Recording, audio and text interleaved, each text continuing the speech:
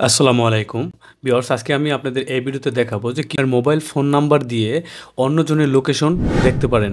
মানে mobile number দিয়ে তার লোকেশনটা বের করতে পারবেন, তারা কোথায় আছে। মূল ভিডিওতে যাওয়ার আগে আপনাদের কাছে ছোট্ট একটি রিকোয়েস্ট, আপনারা যারা এখন অবধি আমার চ্যানেলটি সাবস্ক্রাইব করেনি তারা দ্রুত আমার চ্যানেলটি সাবস্ক্রাইব করে দিবেন এবং সাথে থাকা বেল বাজিয়ে দিবেন যাতে পরবর্তী ভিডিও নোটিফিকেশন আপনার মোবাইলে চলে যায় সবার আগে।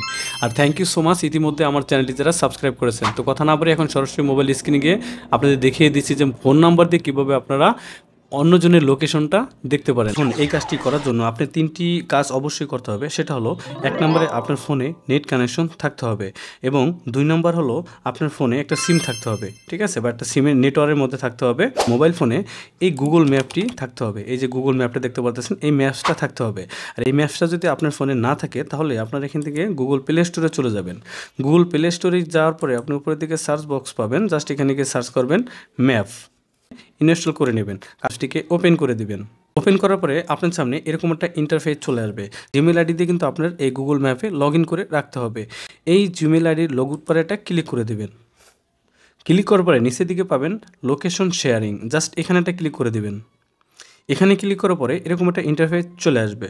আসার পরে আপনার এখান থেকে শেয়ার লোকেশন, জাস্ট এখানে একটা ক্লিক করে দিবেন।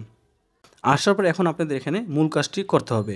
উপরের দিকে দেখতে পাচ্ছেন share your real time location, থেকে আপনারা টাইম সিলেক্ট করে দিতে পারবেন, ঠিক আছে। আপনি কয়েক ঘন্টার জন্য আপনি তার লোকেশনটা দেখতে চান, মাইনাস একটা চিহ্ন আর একটা আছে প্লাসের চিহ্ন।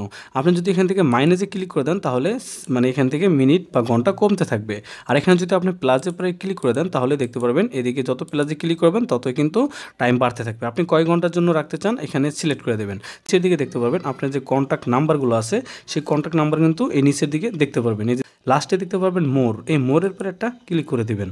আপনার ফোনে যত নাম্বার আছে সব নাম্বারগুলো কিন্তু আপনি দেখতে পারবেন। এখন কথা হলো, আপনি এখান থেকে কোন নাম্বারের লোকেশনটা দেখতে চান একটা নাম্বার সিলেক্ট করে দেবেন। তো আমি এর লোকেশন দেখব, আপনি এই নাম্বারের পরে একটা ক্লিক করে দেবেন। এখানে একটা ক্লিক করার পরে আপনার সামনে এরকম একটা ইন্টারফেস চলে আসলে জাস্ট এখান থেকে শেয়ারে ক্লিক করে দেবেন। এটা সিলেক্ট হয়ে যাবে। দেন নিচের দিকে পাবেন সেন্টের একটা অপশন, জাস্ট এই সেন্টে ক্লিক করে দেবেন।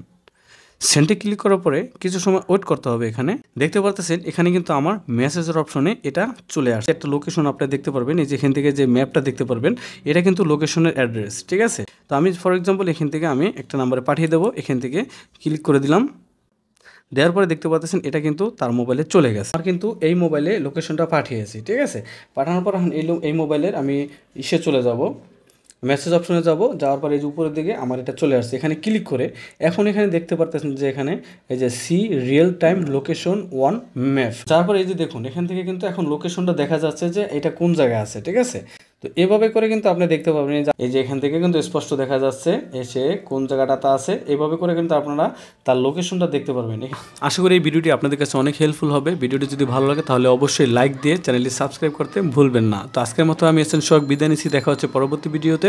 সেই পর্যন্ত ভালো থাকবেন, সুস্থ থাকবেন। আল্লাহ হাফেজ, আসসালামু আলাইকুম।